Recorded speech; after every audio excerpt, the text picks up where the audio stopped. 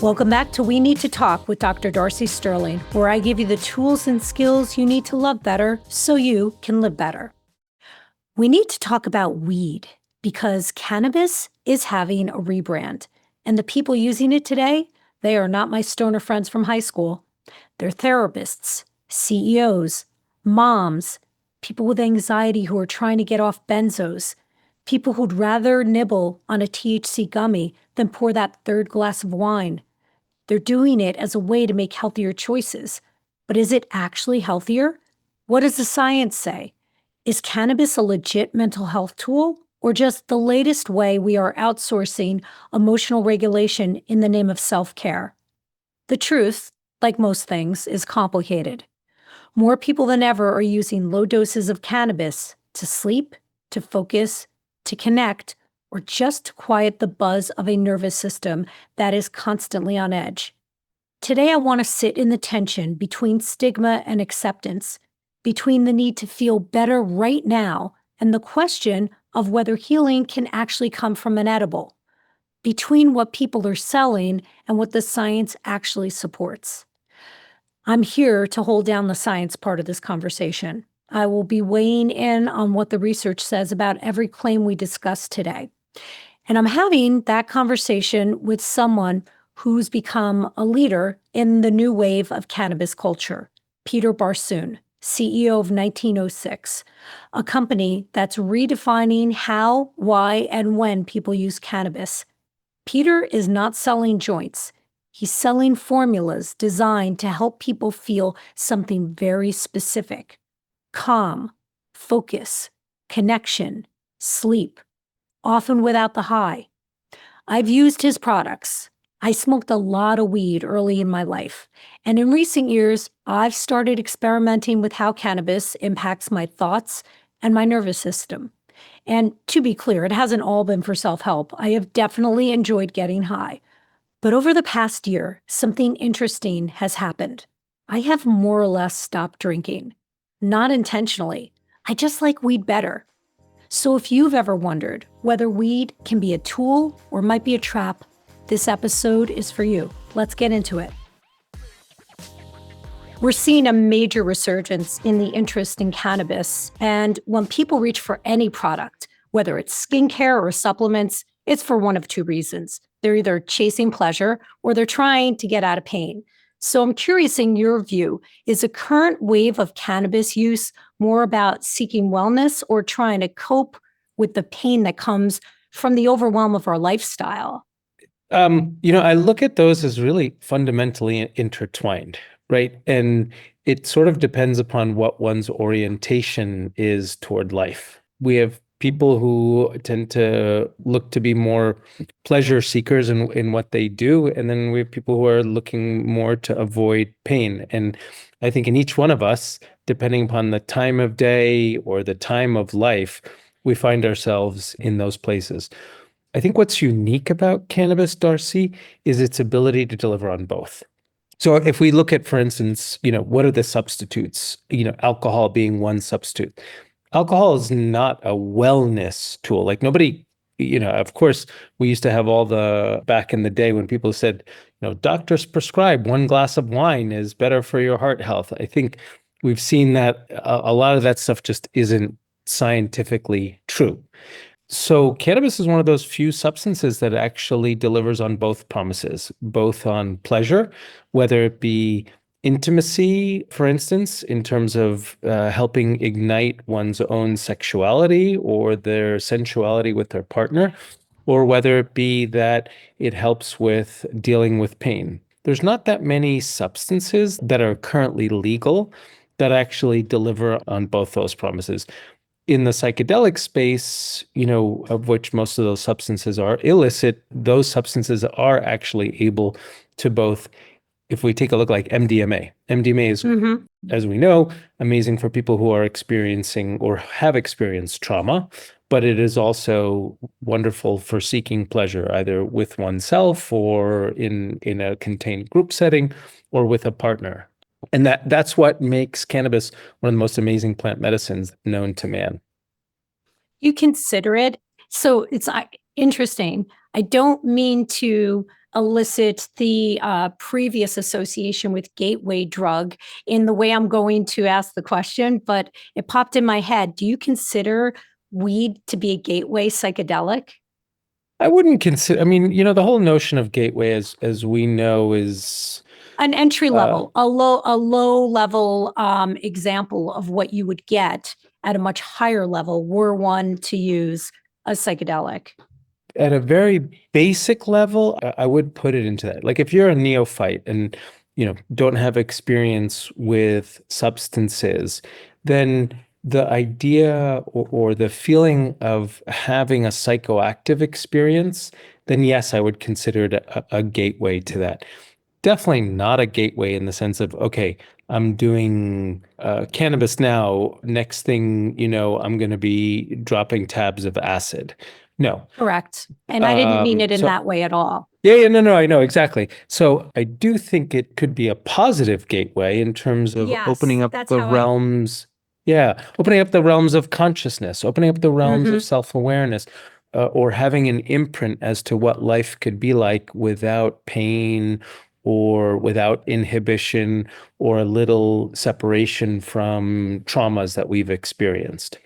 And that was actually one of the reasons why we started 1906 is to give people ways in which they can have microdosed experiences, which are great in and of itself, but for those for whom they might be interested in having quote unquote bigger experiences like psychedelic experience, this is a way to sort of ease into that so you can feel safe, secure, and effective. What do you consider a microdose to be? What's the range? Typically, we say 2 to 5, or less than 5 milligrams is often considered a microdose. I think that's a good rule of thumb. Okay. I've heard people skew that up way high, and to me that didn't seem like a microdose. Yeah, anything above 5 milligrams like is definitely not a microdose. I have been surprised by the types of people who are turning to cannabis. They're not the ones that I'd expect. They're CEOs, they're therapists, they're trauma survivors. Many of them aren't even getting high from their experiences. They're microdosing specifically to focus or to chill or to open their mind to new ways of approaching a problem. What I take from that is a general desire to soothe the nervous system, because when the nervous system is regulated, then your mind is not battling all the distractions of normal life and worry. And you can really more easily be grounded and in the present moment. So, do you think cannabis can regulate the nervous system? And if so, how do you think it does that? Let's rewind the clock a little bit here. We as humans have been consuming plant or fungi since the beginning of human history to alter our physical, psychological, or physiological state. Like that has been the experience of humans on Earth, whether it be aphrodisiacs, whether it be other mushroom substances. So regulating our emotional, physical states has been the way in which we humans have co-evolved with the natural world. Different plants have different mechanisms of action in order to do that, but this is not something new. I think what is new now is the ability to actually create precision formulations that are safe, effective, and that work for large swaths of people that are not intermediated by others. So, what do I mean by that? Whether it be in indigenous traditions or more shamanic traditions, where those types of substances were introduced in a particular setting by a particular, leader or elder, we now have the ability, at least in the US, to have access to things that are safe, effective, and help, quote unquote, calm or excite our nervous system. And when I think about excite our nervous system, stimulants, coffee, for instance, right? That is stimulating our nervous system. I think what were you just drinking right now? I'm drinking my it's not my second cup, but it is because my first cup got spilled halfway through it. So it's my 1.5 cup.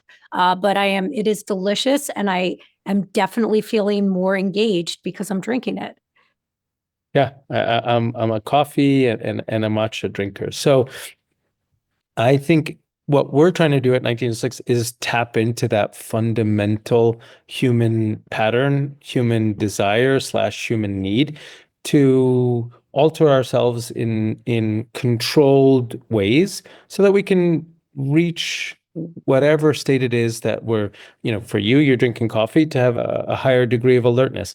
Somebody drinking chamomile tea or taking our sleep product to help them sleep at night, they're altering their nervous system to achieve that desired state. I think, like you said there, altering our brain or physical chemistry is something that we've all been doing, whether it be legal or illicit ways, and whether it be in modern or ancient times. What is different is the ways in which that we can do it now are far more prescriptive than ever before in human history. When I think of THC and the ways in which I understand it to regulate the nervous system, well, I want to pull out my little puppet of a brain to show you, but this is a podcast, so that doesn't make sense. So I won't do that. I'll do my best to just describe it verbally. Inside of our brain is a threat response system called our amygdala. It's the oldest part of our brain. It's located in the oldest part of our brain, and it's responsible for keeping us alive. In people who are in a high stress or a fast paced lifestyle, which is everyone listening to this, and certainly most Americans, because, the grind of making a living is not very easy these days. It's hard for everyone across the board, harder than it used to be and harder than it should be. What can happen is that even when we're in an environment that is no longer stressed, because our amygdala has been exercising the threat response in it, it's been overactive. What can happen is that it's hard to turn that off, even when Yep. we're no longer. So you're on vacation right now, you're away for the weekend. In someone who does not have access to products like yours, they may find themselves trying to relax over a holiday weekend, and their brain is just on overdrive.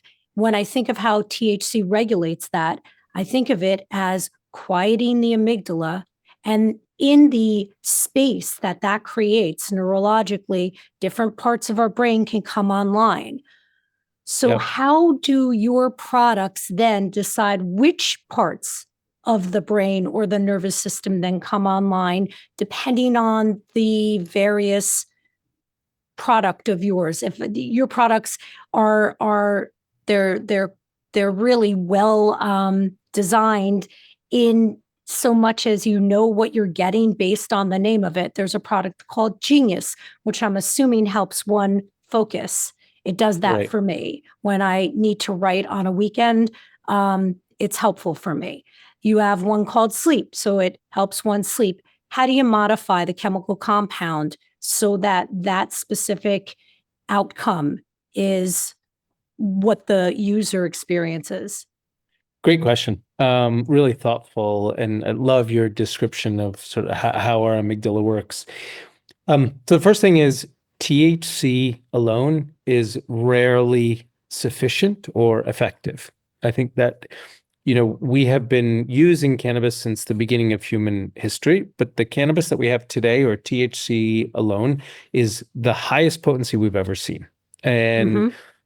what a lot of people experience, and this is what I experienced with my own cannabis consumption, is that if I use THC alone, I have a higher propensity to start feeling paranoid, to start feeling anxious, and kind of generally like not in a state that is desirable.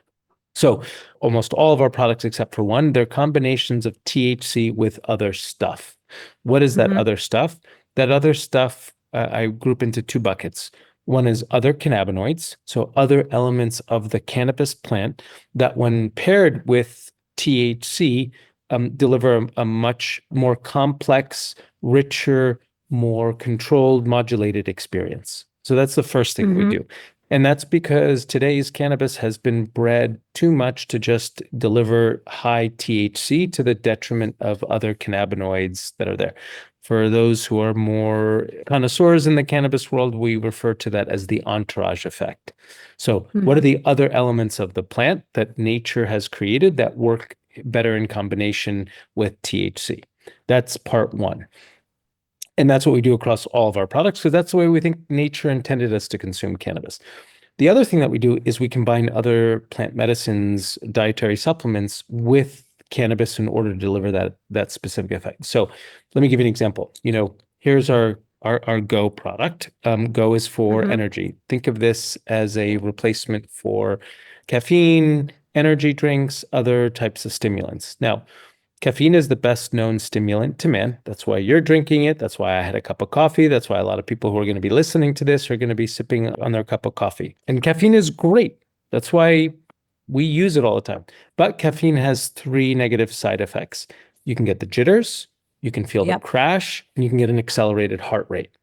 So, in order to deliver like what is the best energy stimulant experience, we pair caffeine with three other plant medicines, specifically L-theanine to eliminate the jitters, Alpinia galanga, which extends the duration of caffeine so you don't have a crash, and theobromine, which is a vasodilator, so that it increases blood flow across your entire body so you don't feel you so don't get amped the up. jitters. Yes. Yeah, exactly. So then you have, oh my God, wow, this is a much better experience of energy than just caffeine alone, combined with the THC and CBD that then quiet your mind a lot more. So now you have this much better energy experience. And whether it be like for athletes, as an example, so we have a huge following of athletes who use Go. What is the first thing to give out in an athletic performance? The first thing to give out, like if you're in some sort of athletic performance or training, is your mind. You tell yourself, I can't go, I'm too tired, whatever it is, right?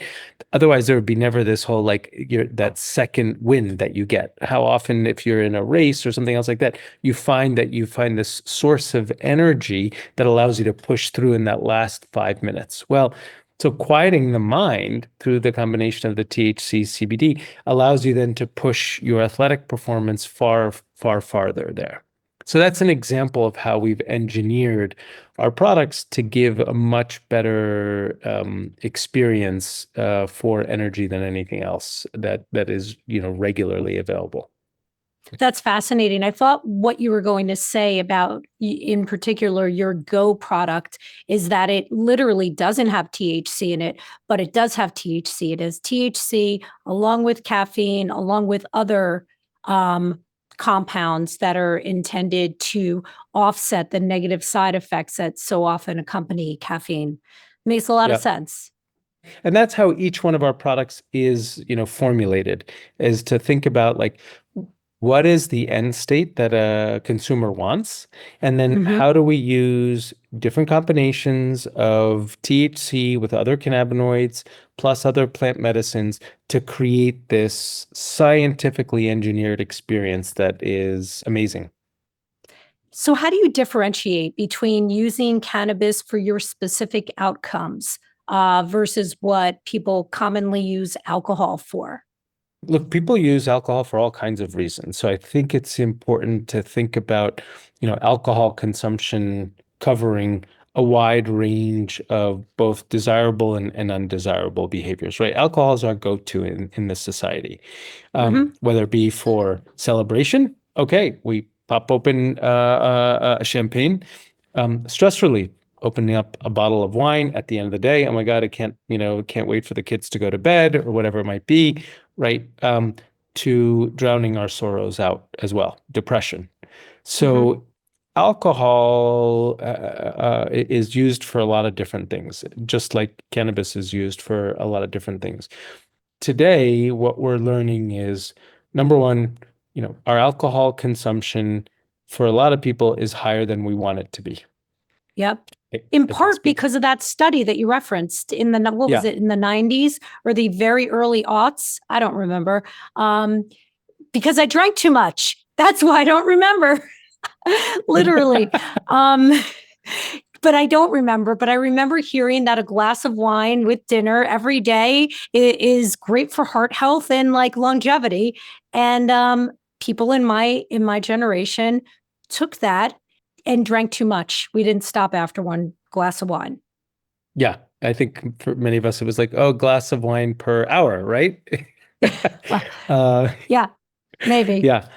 So and we're learning about the fact that, oh, medically, scientifically, it's not as great as we thought. And then I think many of us are just feeling it in our own bodies, right? How I feel in the morning now is different if I've had a couple glasses of wine or liquor than not. And I think, the whole era of biohacking, and now we have Hmm. aura rings and so much. So we're much more. What are you wearing? Are you wearing an aura ring? There you Yeah, go. Yeah. yeah. So we're becoming more aware, which is a good thing. What hasn't changed, however, is the desire to feel a psychoactive effect, right?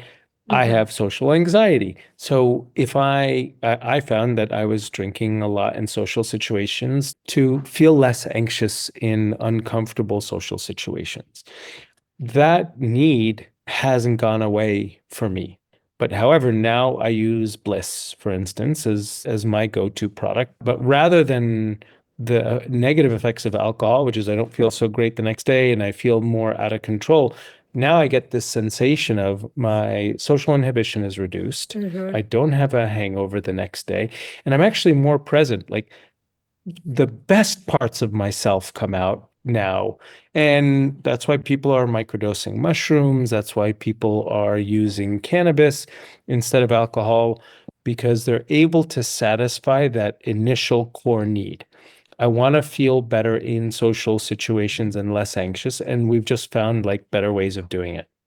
Yeah, I completely understand that. I think that what I heard you say is that when you take the Bliss product, for example, that you manufacture, the better parts of you come out. You're it's not as if you're reckless the way you might be with alcohol or too much alcohol. You don't get the vulnerability hangover the next day as well, Yeah. from saying things that you regret having said. So you get some of the more positive aspects of the desired outcome without some of the negative consequences that are associated with alcohol, and certainly with age. I think that our bodies metabolize it differently as we get older. Yeah, and what's fascinating just on that point is the fastest growing segment of cannabis consumers are 55 and older. I am not That surprised, my friend. Not surprised. Let me yeah. tell you about menopause. Okay, how much time you got, Peter? Let me tell you about Uh, menopause. It I, was I, I am in learning. I've been fascinated, and I'm like trying to consume as much information about menopause and what women are going through and what the therapies that we have available to us. So let's get into it, Darcy. Tell me. I mean, to be honest, I'm actually not even in menopause yet, which is ridiculous given my age. I should have been in it at least 5 years ago. But they measure menopause by a year without periods, and I've never skipped one, which is really frustrating. But perimenopause apparently is the same flavor without the exit. Without there's no path to the exit of it because you're waiting for your body to adjust. And while you're waiting for your body to adjust, you experience a lot of the same. I think you experience all the symptoms of menopause, or you can. And the ones I experienced the most of were just mood instability. I've Mm. never been a woman who has, thank God, I've never struggled with PMS. I, in fact, for years didn't even believe in it until I started dating women and I saw, oh, that's a real thing. That is an absolute real thing. Like people are like running to the bathroom to throw up. It happens once a month or every other month. Like these are physiological responses to huge hormonal shifts. So the mood instability becomes really pesky when you're somebody who teaches emotional management skills all day, every day, and you find that you have to wrestle your own mood instability to the ground, you know. So I can absolutely imagine women wanting to explore, and I didn't. I managed mine with hormone replacement therapy. But I can imagine women wanting to experiment with managing mood fluctuation that comes from perimenopause or menopause with something other than hormone replacement therapy, which doctors should willingly prescribe, but they still are so hesitant to do it because so many of them were trained in an era based on research that we've debunked it today. We know that the risks are so small for a large portion of the population. And as long as Yeah. you're under, somebody's guidance, a medical provider's guidance, and you're getting checked regularly, I get blood drawn every 3 months. Um, it's it's manageable, but there's a huge roadblock to hormone replacement therapy because I went to like 4 doctors before I found one that would prescribe it to me. And I don't have a family history of cancer. It made Yeah. no sense whatsoever. I can imagine that 55 and old women 55 and older are quite interested in your product line. Thank God there is much more attention on menopause and perimenopause because it's been a lost generation of, unfortunately, doctors who have been misguided, and doctors are very rigid, as you know. So they get no education in menopause in medical school. They learn a few tidbits saying falsely that HRT can cause negative side effects or cancer, and then you have a whole generation of women who are denied access to some of the most important therapeutics that we have available to us.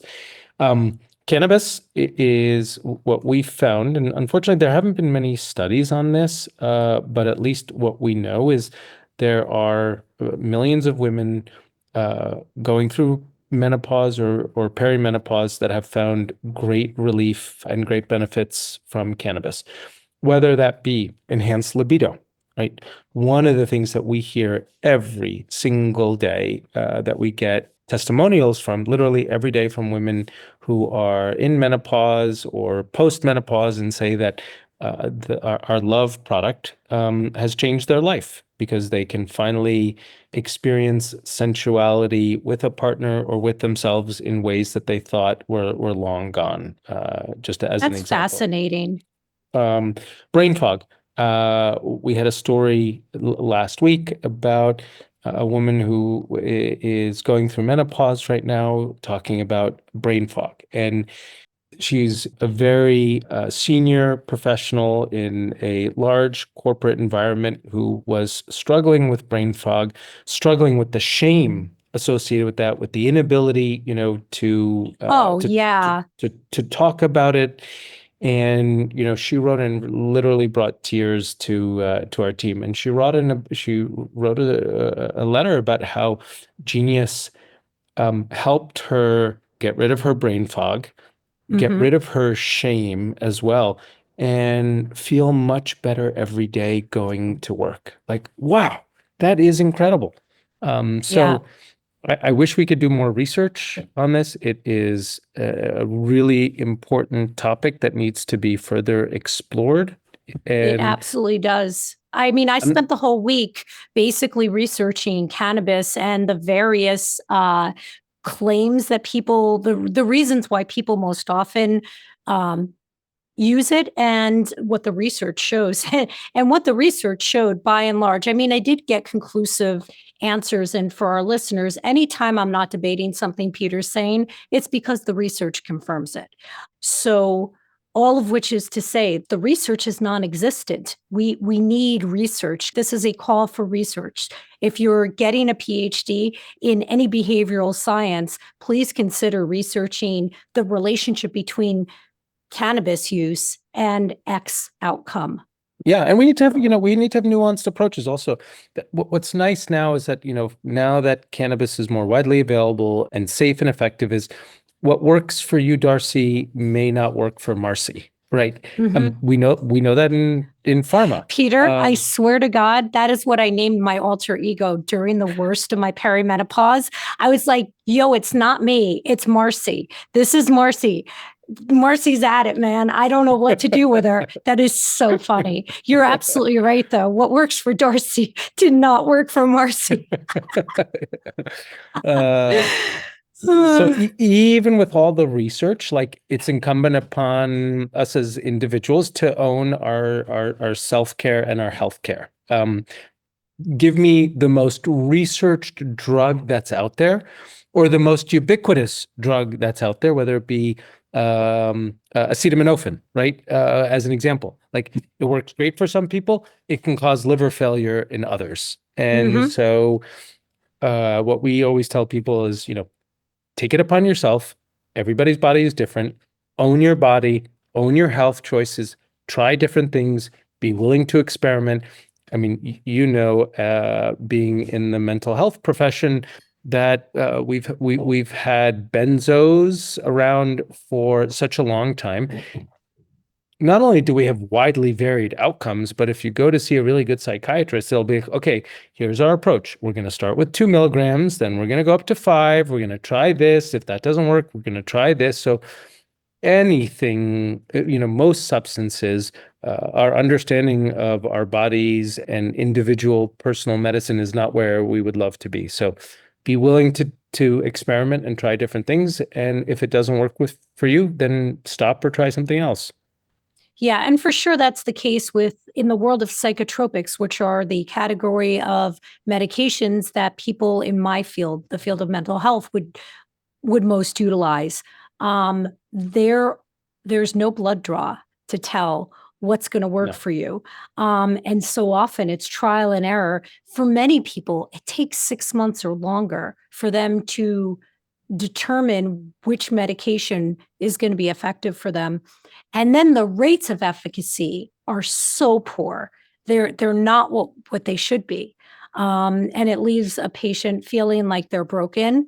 And Yeah. when Or really what's the price we're willing to pay for that supposed efficacy? I mean, as you know, if we take a look at the impact of anxiolytics and antidepressants on libido, for instance. Mhm. Okay, so thank you very much. I'm not depressed, but I have, no sex drive anymore.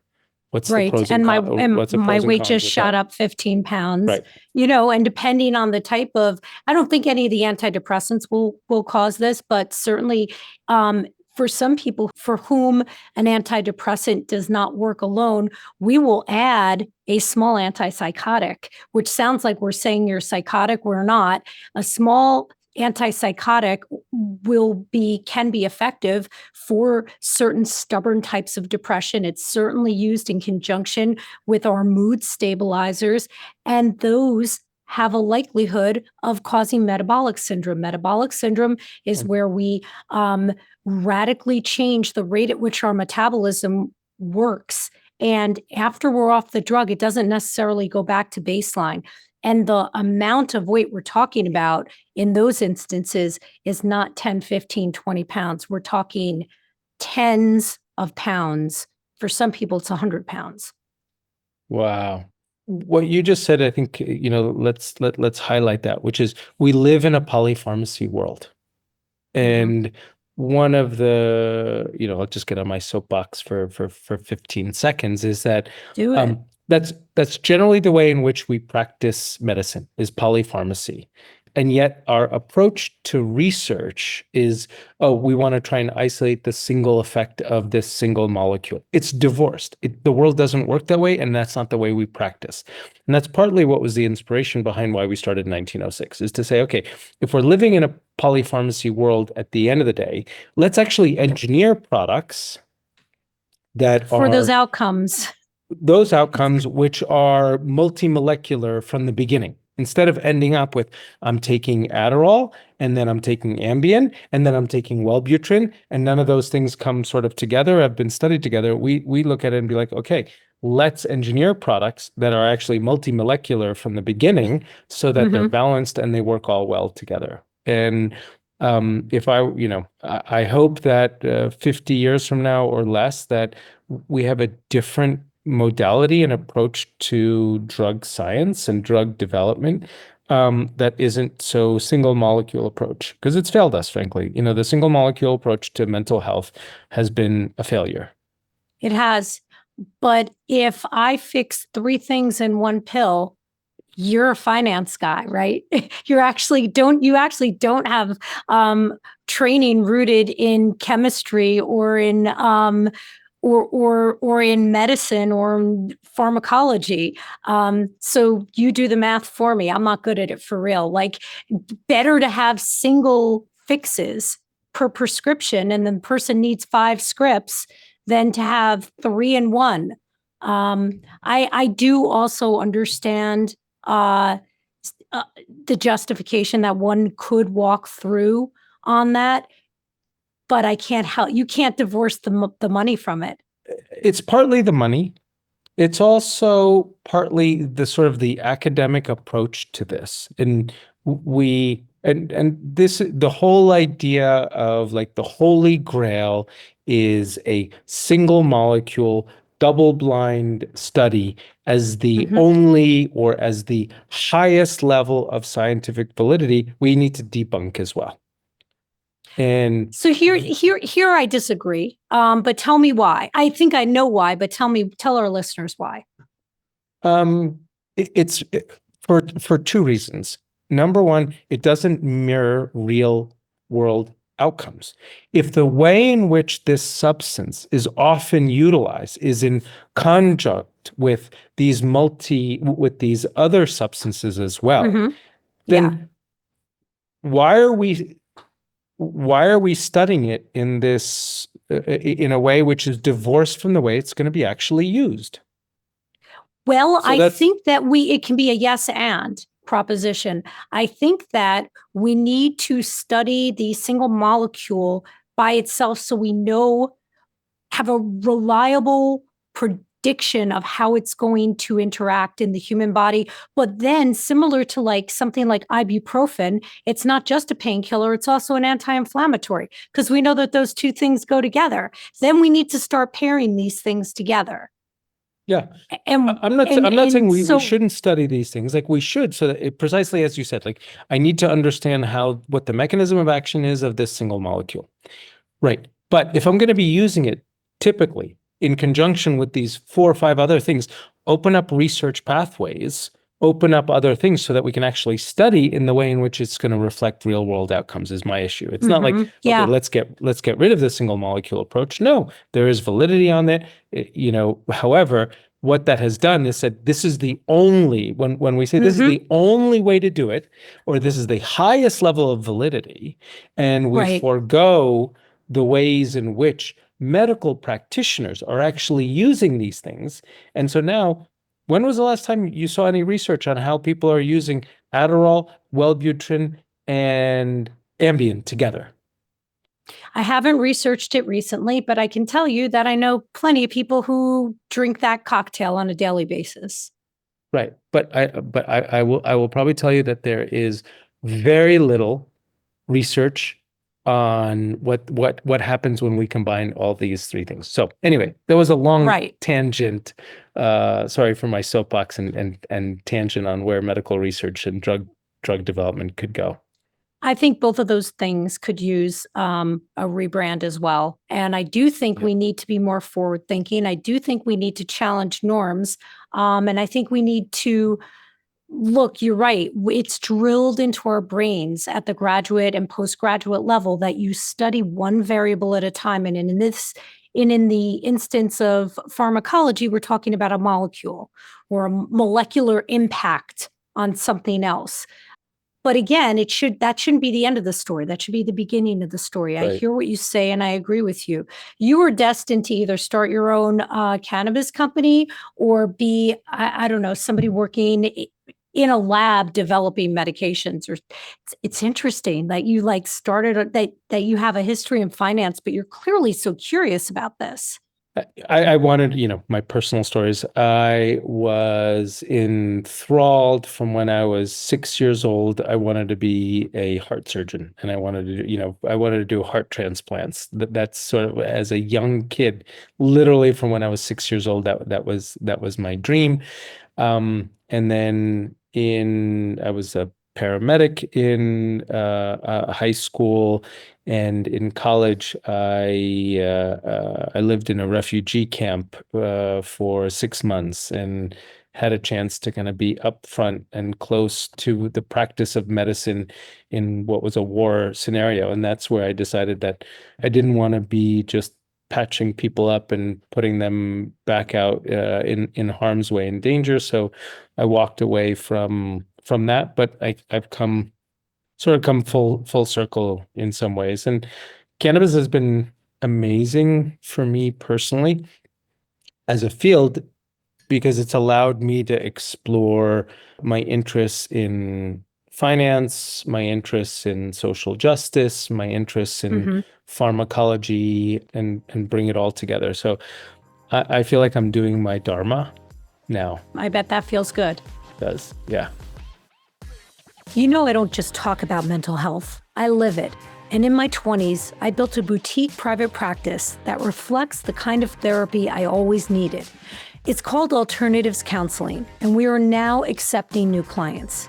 If you've ever listened to this podcast and thought, I wish I had someone to walk me through this in real life, that is exactly what we do. We work with individuals and couples, especially high achievers, who are killing it in their careers and want that same success in their personal lives. We help you build deeper, healthier connections without losing yourself in the process. This is evidence-based therapy delivered by licensed therapists who are the best of the best. Change is hard. Doing it alone is harder. Come do the work with us at alternativescounseling.com. We know that high doses of THC and, of course, chronic use can backfire, especially in people who are prone to anxiety. I've had so many conversations with clients who are curious about the benefits, but who avoid it entirely because they're really terrified that it'll make their anxiety worse. How would you guide them? So first, that risk is real. Let's be very clear. The risk is real. I believe that almost any substance in high doses or high frequency use can be negative.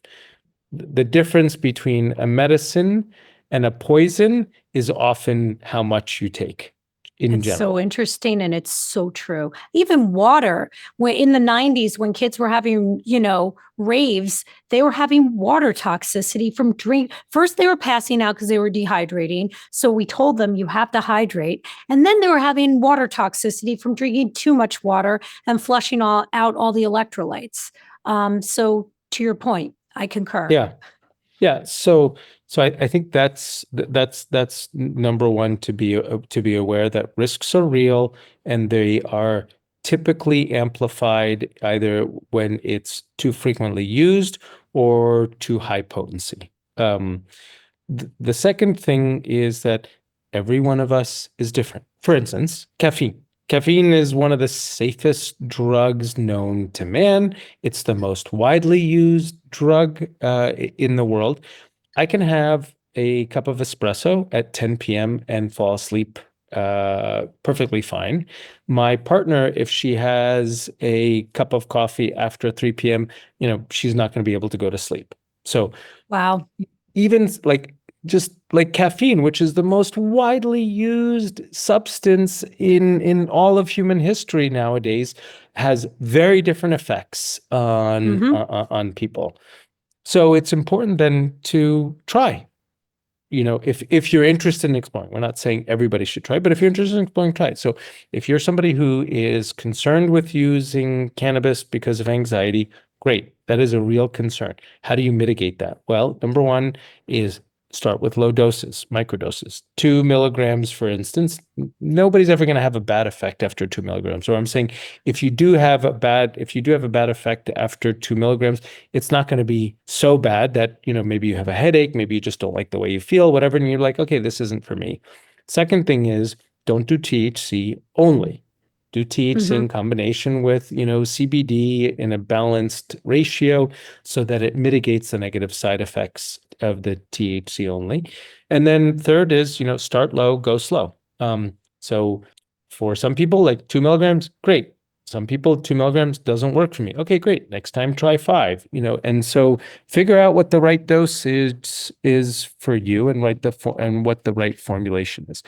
What we're trying to do at 1906 is give you that wide range of options. We have Go for energy, Genius for focus, Love for sex and sensuality, Bliss for mood enhancement, Chill for anxiety. So you can choose, how is it I want to feel, not just high, Right. and then start at a low dose, so you can find what works for you.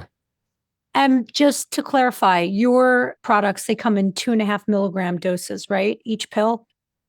So we have what we're selling on 1906.shop, which is our hemp-derived line that we sell in 40 plus states across the country, and you can just buy it online. Those are 2 milligram pills. We call them Ah, drops. In dispensaries, if you live in markets where we sell in dispensaries, then typically those are higher dosed options, 5 milligrams and above. I see. I can say as a trauma therapist that if you can't sleep, you are not going to be able to heal. It is the single most important aspect to healing trauma is being able to sleep. And of course, that is unfortunately the first thing that goes when somebody has PTSD or has experienced a traumatic event. Um, and one of the most common reasons people turn to cannabis is to help them with sleep, which is why I was so shocked by how inconclusive the research is. Why do you think that the research around the efficacy doesn't reflect the benefits that so many people experience? I'm glad you brought this up.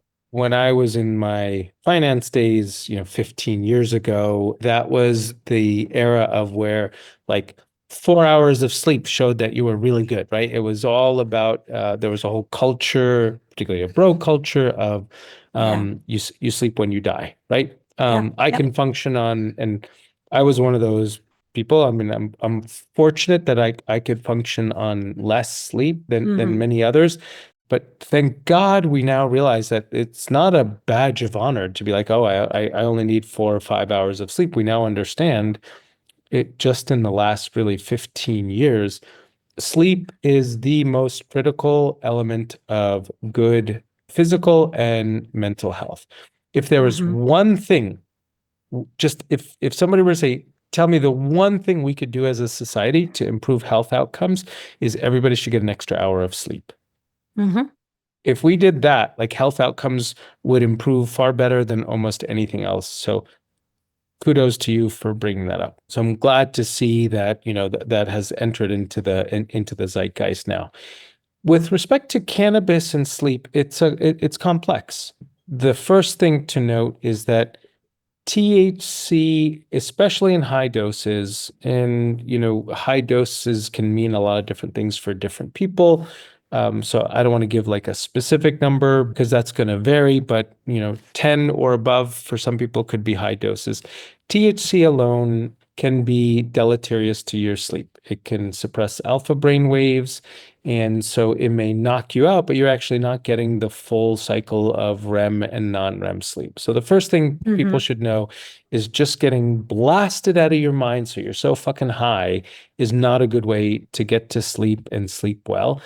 The second thing is that the research on this has been very difficult to do, because of prohibition, number one, and the Hmm. inability to actually research.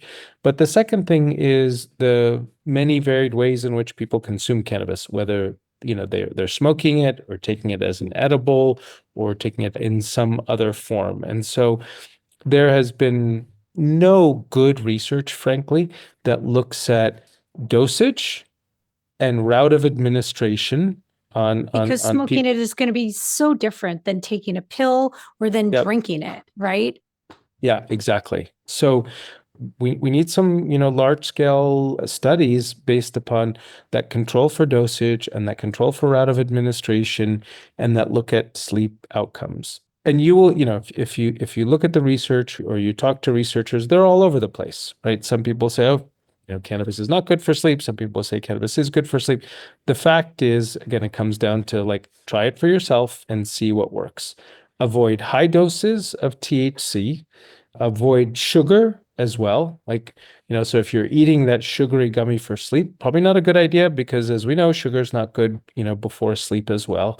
So try and Right. get it in a form that is controlled, that is balanced with other cannabinoids. Avoid melatonin like the plague. Melatonin is not good for sleep unless you are actually like a shift worker, or if you are in a short term where your circadian rhythm is off. But other than that, don't use melatonin. Full Tell me stop, why. period. So melatonin doesn't actually help put you to sleep. Melatonin changes the way in which your body knows if it's in a wakeful or a sleep cycle. So unless you're a shift worker or unless you're, off your circadian rhythm, you don't have a deficiency of melatonin. So why are you adding melatonin to your system just to help you get to sleep? It creates dependency. And the amounts of melatonin in typical over-the-counter or other products are far in excess of what you need. So it's the most abused supplement in America, Hmm. and that's why we don't use it in any of our products, and why consumers need to really cut out the melatonin. So, to sum up, like cannabis can be beneficial. It's definitely should be part of the toolkit that you try if you are experiencing insomnia. And I think the other thing to do is understand, okay, why am I not able to sleep? Is it I'm in pain? Is it ruminations and Hmm. anxiety? Is it doom scrolling, 5 minutes before I go to bed? Is my sleep hygiene or my sleep environment set up in a way to be successful to help me sleep? So I think it's important that as we all look at how it is that we can improve health outcomes and improve our sleep, to get a little bit more granular about what are the factors which are preventing me from having, do I have trouble falling asleep? Do I have trouble staying asleep, for instance? And based upon that, then it's good to explore what are the different ways in which pharmacological interventions, of which those should only be a portion of the toolkit that you use to help you get a better night's sleep. I always say before you start doing the pharmacological interventions to help you with sleep, there's lots of other things that you should look at first. Yep, I completely agree. Our most people in our society, certainly in America, on the coasts, uh, are way too connected to devices and do not have the discipline built into a ritual to get off of the devices early enough to begin to reset our nervous system. The ring that we wear, I'm guessing you wear it also, Peter, the No, Aura actually, Ring. I You don't don't. have one? Okay. I don't have one as much as I'm like I am worried about being obsessed. Look, I'm a control freak. We call 1906 cannabis for control freaks. That's sort of our inner slogan. People like me who have a high need for control. That's why we created our products. And I just worry about being too attached to what my Aura Ring number is, and Yeah. obsessing about that. So I've avoided it. I've avoided it till now, but we'll see how much longer that lasts. Sorry, I interrupted you, Darcy. Not at all. It's a dialogue. It's not a monologue. And sometimes it is a monologue and it shouldn't be. So it's totally fine. My Aura Ring will give me a notification 3 hours before my bedtime, which to me feels preposterous. In 3 hours, I feel like I could solve world hunger. And I know that's a little grandiose and totally not rooted in reality. But the idea that I should be off of everything and really concentrate, I've just about eaten dinner 3 hours before bedtime if I'm really on it. But it is helpful to see that if I were ideal, in an ideal world, I would be thinking about this. So maybe don't initiate the difficult conversation in that window of time between getting that alert and going to bed. It does provoke a little bit. You get over the obsessive quality of compulsively looking at your scores and tracking your bio points, your bio variables throughout the day. You get over that because it's just it's helpful. I tell clients to look at it as a double standard. When the rating that you get reflects your reality, then go with that. When it doesn't, trust your gut because sometimes it's twisted the wrong way. And also use it as one of many tools. You know what you need to do more than it knows what you need to do. Yeah. It's just an additional tool. I'd love to hear like experiences where cannabis has worked for you and where cannabis hasn't worked for you. And I'm sure your listeners would love to hear that as well. I bet they would. Peter, cannabis has never not worked for me, except getting high. So here's the interesting thing. I was not an ideal child. I had an adolescent rebellion, the likes of which I have never seen in a human being. Um, if it wasn't nailed down, I tried to ingest it. If it was a rule, I broke it. If it was a law, it was irrelevant to me. I had no concept of consequences. And, it was rooted in a lot of pain, I know as an adult. Smoked a lot of weed as a kid and then didn't touch weed from the ages of pretty much was done with it by 17. That should tell you how much I smoked. Came back to it during the pandemic. Got a medical card at the top of the pandemic. Wasn't sure if it was like the end of days coming my way. And I needed to be prepared for everything in the world, every scenario there was. I am a control freak, similar to you. So I came back to it. And at first, I came back to it because I wanted to get high. And the joke in the family is that the tolerance I built up as a teenager, it never went away, even though there were many decades in between then and now. It is really hard for me to get high. So when I use weed, I don't use it to get high. I use it to explore different states of mind, different ways of approaching problems, both in my creative professional work, writing podcasts, thinking of different guests, writing my introductions, which I try to be thoughtful about, researching a roadblock that a client has hit, and interpersonally. If I'm having the same fight with my wife for weeks and months or years or longer, I want to become curious about that. And when my threat response is quieted, I have access to more options of thought that are not always available to me when I am my normal neurotic, hyped up self. So I enjoy exploring different products, different combinations of things to see how they shift how I approach life. I endeavor to embody and use the relationship skills that I'm teaching people. And I'm a human being, and sometimes those two things are in tension.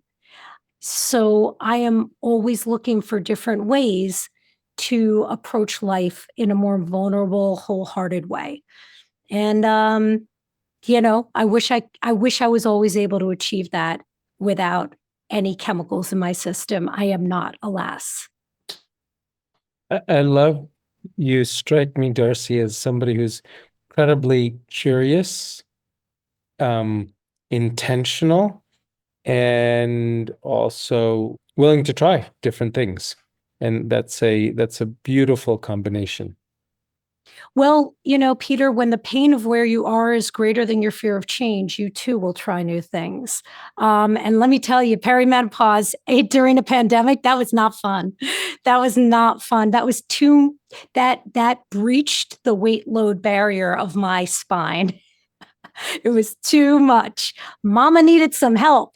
So I started exploring with everything that I could. And, much of that was the fear of the pandemic at the top of the pandemic.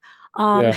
And then I guess 2 years into it, I started experiencing perimenopause symptoms, which I then treated with HRT. But I am very curious and I just want to make new mistakes. I just want to make new mistakes. I am, you have ADD, I have ADD. I don't like the same lessons. They get boring.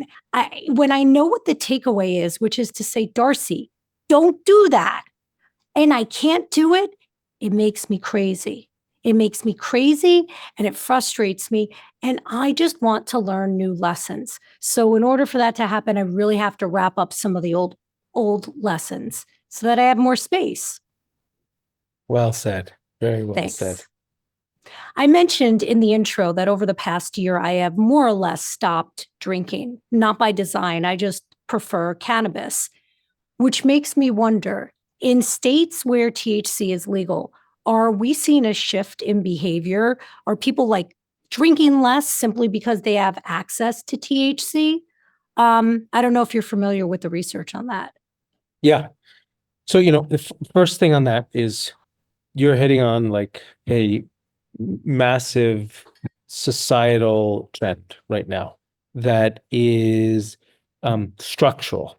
People are drinking less across all age groups, whether it be you're 21 and you're drinking less, or you're 79 and you're drinking less. So Is that irrespective of whether or not you're in a state where cannabis is legal? yeah, that is like across the board. Okay. This is a systemic and a cultural change. Number two, so in 2018, Congress passed the Farm Bill, which made hemp and hemp-derived THC legal. So, in across pretty much all 50 states, people now have access to hemp-derived THC like they haven't had before. And I'll just take a quick 30-second detour. What is hemp-derived THC? Think of it as like caffeine. You can derive caffeine from guarana. You can derive caffeine from coffee. It's the same thing. You can derive THC from the hemp plant. And if you derive it from the hemp plant and it's below a certain amount, in this case, 0.3%, that's federally legal. If you derive it from the cannabis plant, regardless of what the concentration of it is, then you can only get it in legal, regulated states. So good news is that in almost every state in the union, people have access to hemp-derived THC. In some cases, it's sold in liquor stores, like in Texas, in New Jersey, Florida, Georgia, Minnesota. In some states, you can buy it online. We ship to 40 states around the world. So, Is so this the the second is this Delta 8? Is that what that's considered? Delta 9. So Okay. Delta 8 is a synthetic THC. Stay away from that. Yeah. No reason to use Mhm. that. There's naturally derived organic Delta 9 THC like we use in all of our products and like is found in many other leading brands. So great news is that even if you live in the reddest of states, you have access to legal, 100% federally legal THC. And I think what we're seeing, like you said, is that yeah, people are turning to cannabis as a replacement for alcohol because they're getting the buzz and the benefits without the negative consequences of it. And now, whether it be in a canned beverage like the company Can, where you can go down to a convenience store or a liquor store or even buy it online, you now have access to amazing, great tasting beverages. We just launched our own version, which is called Off Duty. And Off Duty is a really thin 3 milliliter sachet that you can just open and basically pop into any liquid, and it turns any liquid into a cannabis cocktail. So if you're at home and you want to drink a can, like the way you drink a can of beer, that's great. If you're on the go and you want something portable and discreet, we've launched our product Off Duty that you can put into sparkling water, you can bake with it, whatever it is, and have a controlled dose. And this is a combination of THC and CBD. So I think that the beverage component of cannabis is going to be the most radical change in products and society that we've seen. People have been smoking cannabis since the beginning of time. We all know the negative side effects of smoking. There are places where you can't smoke. So I don't see more and more people like turning to cannabis in a smoking format, but in a beverage format, this is where it gets really, really interesting. I was curious to see whether or not there was an inverse effect, the increase in access to THC, would that lower rates of alcohol abuse? And we don't have that research. It's inconclusive because it's so new and it does take a while to get the research, not just to do the research, but to get it published. You have to go through so many hurdles to get it published. But I'm really glad to hear that you're reporting that we're seeing a decrease in alcohol. I knew in Gen Z that they were drinking a lot less than millennials, but I did not know that that's across all demographics, and that's great to hear because Yeah. it's a big drain on our liver and other organs when you do it over decades and in great amounts. There's someone listening right now who is so exhausted. They've tried everything. They've tried therapy, they've tried medication, maybe they've tried meditation. They are thinking about maybe trying cannabis, but they're afraid it's going to make things worse. What would you want them to know before they made any decision? If you've tried everything, then what else do you have to lose? So that's the first thing, right? So clearly be patient and be open to so you got to approach it with an open mindset. I mean, I think that's the first thing. And it's frustrating. I'll give you an example. Like we just launched our product that is targeted for pain relief. 55 million Americans suffer from chronic pain, and it really sucks. And no matter how much we've spent on opioids and pain management and other things like that, we are not getting healthier as a society. And people who are experiencing chronic pain typically don't have something that works for them. So I know, I also know that personally from experiences that I've had during COVID when I was overcome with pain, and for 6 months it was debilitating. So particularly if you're going through the journey of pain, that's where we often find that, people are not able to find something that gives them the relief that they need. And we worked for years on a formulation that combines 6 different cannabinoids plus boswellia that's really targeted to address multiple elements of pain. Does it work for everybody? Absolutely not. Nothing works for everybody. But the stories that people share about the relief that they've experienced, and we now have thousands of those testimonials that have come in, has been like so, it's why I wake up every morning and go to work. So what I would say is that like the journey of finding something that works for you is often far longer and far more windy than we would like. Go slow, and start low, and be willing to sort of make some, not mistakes, but experience some things that don't exactly work for you. When you do, though, find that thing that works for you, that's like nirvana. Like, how amazing is that? The other thing is I would say is like really have a level of self-awareness to understand what worked for you or doesn't work for you mean. Like, what does it mean when you say you've tried everything else and it doesn't work for you?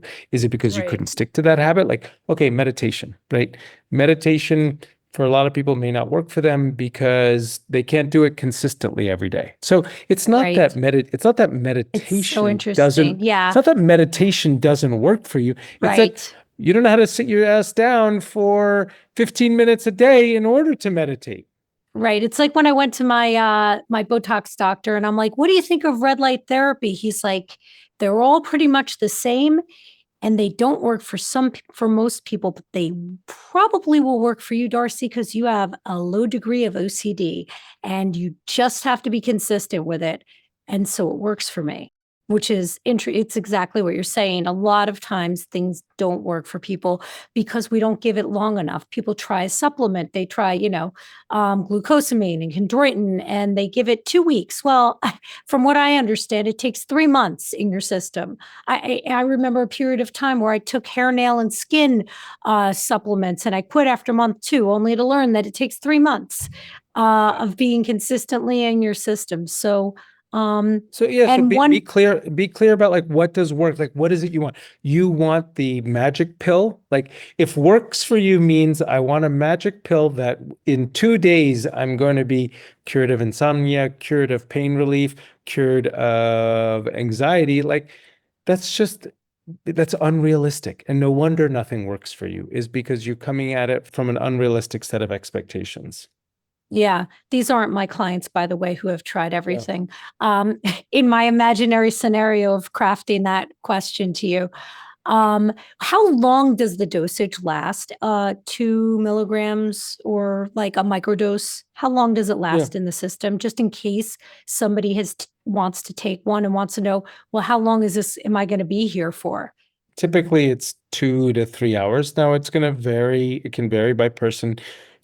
I often say, like, how long does caffeine last in your system? And again, like to the example that we used before, for some people, like for me, I can take caffeine and go to sleep. For some people, it's like, oh, if they take caffeine 7 hours before bed, it's gonna feel a lot longer. Now, low doses are always going to be of shorter duration versus if I were to eat like 200 milligrams, I'd be high for 3 days and it would be terrible.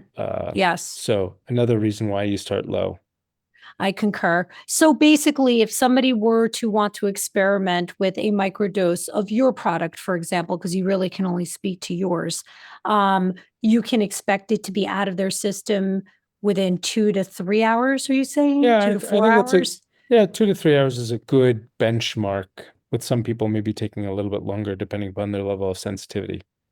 Peter, this has been such an amazing conversation. It's not every week I get to do a research paper about weed. So thank you for that. It's been a lot of fun. Where can people learn more about you? Our Instagram is 1906 New Highs, and you can come to our website, which is 1906.shop as well. And feel free to text us or email us as well. We're always on and happy to assist in any way. Love that. Thanks so much for your time today. Thanks, Darcy. Much appreciated. We Need to Talk with Dr. Darcy Sterling is a Sterling Standard production. Editing and sound engineering is by Bart Migal. Our theme music is by Trending Music. Special thanks to Amanda Cristiani, Robin Genshin, and Inez Gut. This episode is filled with links to research that our intern and I did in preparation for this conversation. They are, as always, linked in the show notes. We'll be back on Tuesday with another episode packed with the relationship, dating, and mental health hacks you have come to expect. We'll see you soon.